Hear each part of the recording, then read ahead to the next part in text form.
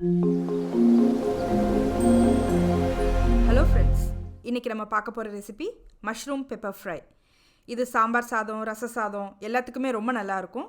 நல்லா சளி பிடிச்சிருந்தா கூட இந்த பெப்பர் ஃப்ரை நீங்கள் பண்ணி சாப்பிட்டிங்கன்னா காமன் கோல்டுக்கு இது நல்ல ஒரு ரிலீஃபாக இருக்கும். வாங்க இது எப்படி செய்கிறதுன்னு பார்ப்போம்.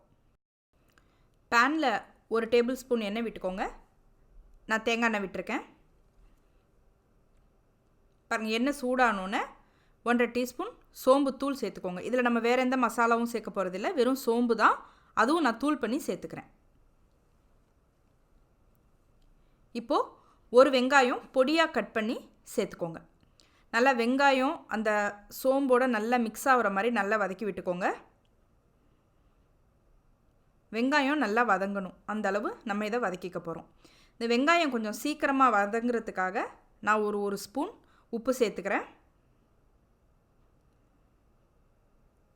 பாருங்கள், உப்பு போட்டு வதக்கணும் அப்படின்னா வெங்காயமாக இருந்தாலும் சரி, தக்காளியாக இருந்தாலும் சரி, கொஞ்சம் சீக்கிரம் வதங்கிடும். பாருங்கள், இப்போ இஞ்சி பூண்டு விழுது சேர்க்க போகிறேன். அது ஒரு 1.5 டீஸ்பூன் இஞ்சி பூண்டு விழுது சேர்த்துக்கோங்க. அதையும் கொஞ்சம் பச்சை வாசனை போக நல்லா வதக்கிக்கோங்க. எப்போவுமே இஞ்சி பூண்டு விழுது நம்ம ஃப்ரெஷ்ஷாக அரைச்சி சேர்த்தோன்னா உடம்புக்கும் நல்லது, ஃப்ளேவரும் நல்லாயிருக்கும். இப்போது மஞ்சத்தூள், 1 ஸ்பூன் மஞ்சத்தூள் சேர்த்துக்கிறேன்.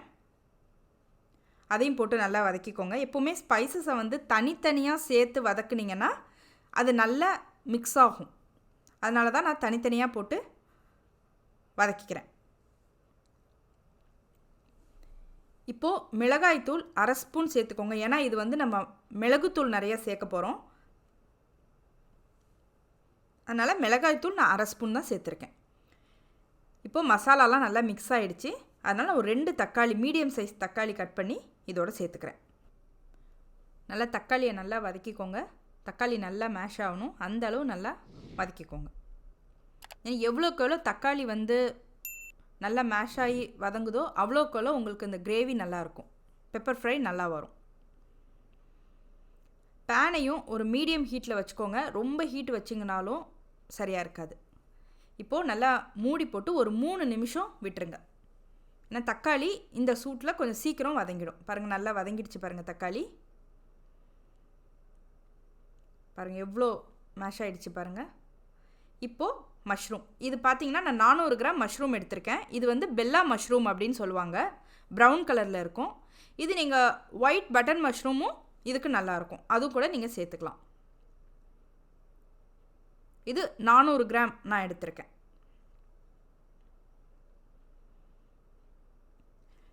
நியூட்ரிஷியஸ் வேல்யூவை பொறுத்த வரைக்கும் பெல்லா மஷ்ரூமாக இருந்தாலும் சரி, ஒயிட் பட்டன் மஷ்ரூமாக இருந்தாலும் சரி, எல்லாத்துக்கும் ஒன்று தான். அதனால் நீங்கள் எதை வேணால் எடுத்துக்கலாம். இப்போ பாருங்கள், பெப்பர் பவுடர் ஒரு 1.5 டீஸ்பூன் பெப்பர் பவுடரும் சேர்த்துக்கிட்டேன். நல்லா மசாலா எல்லாம் அந்த மஷ்ரூமில் கோட் ஆகிற மாதிரி நல்லா பரட்டி விட்டுக்கோங்க. இப்போது மூடி போட்டு ஒரு 2 நிமிஷம் அப்படியே விட்டுருங்க.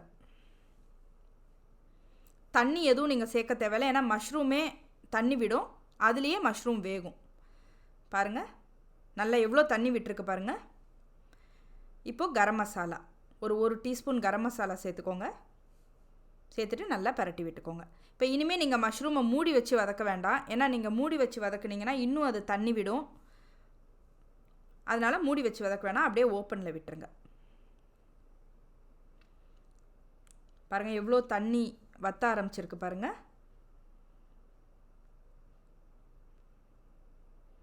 இது கொஞ்சம் காரசாரமான ஒரு டிஷ் தான்.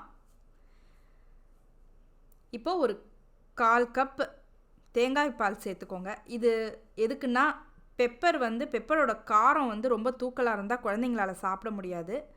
அதனால் அதை கொஞ்சம் கம்மி பண்ணுறதுக்காக நம்ம தேங்காய் பால் சேர்த்துக்கிறோம்.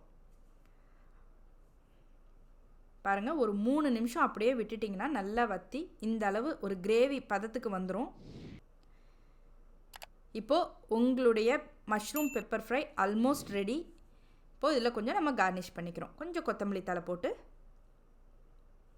கார்னிஷ் பண்ணிக்கிறோம். பாருங்கள் எவ்வளோ நல்லா வந்திருக்கு பாருங்கள்.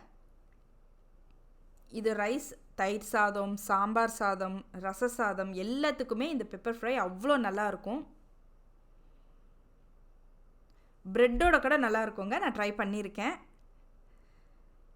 நீங்களும் வீட்டில் இதை ட்ரை பண்ணி பாருங்கள். குழந்தைங்களுக்கு ரொம்ப பிடிக்கும் அது. நீங்கள் செஞ்சு பார்த்துட்டு உங்கள் கமெண்ட்ஸை சொல்லுங்கள். கண்டிப்பாக இந்த வீடியோ உங்களுக்கு பிடிச்சிருக்கும்னு நினைக்கிறேன். இந்த வீடியோ உங்களுக்கு பிடிச்சிருந்ததுன்னா லைக் பண்ணுங்கள், ஷேர் பண்ணுங்கள். நீங்கள் ஃபஸ்ட் டைம் பார்க்குறவங்களா இருந்தால் சப்ஸ்கிரைப் பண்ணுங்கள். தேங்க்யூ.